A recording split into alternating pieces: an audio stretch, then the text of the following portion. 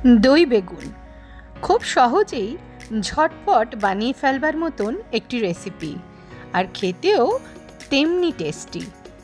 প্রথমেই বেগুনগুলোকে নুন, হলুদ আর চিনি মাখিয়ে ভেজে তুলে নিতে হবে।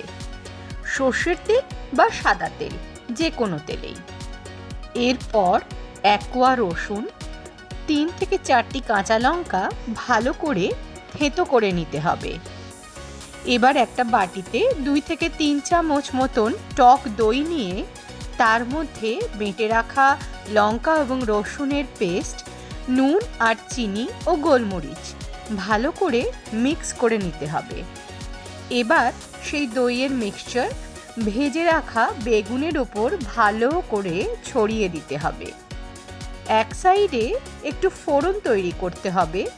তেলের মধ্যে শুকনো লঙ্কা, সর্ষে, কারি পাতা এবং কাঁচা লঙ্কা দিয়ে ভালো করে ফোড়ন রেডি করে সেই ফোড়ন দইয়ের উপর ছড়িয়ে দিতে হবে। ও হ্যাঁ, ফোড়নের মধ্যে চাইলে একটু লাল লঙ্কা গুঁড়োও দিতে পারেন।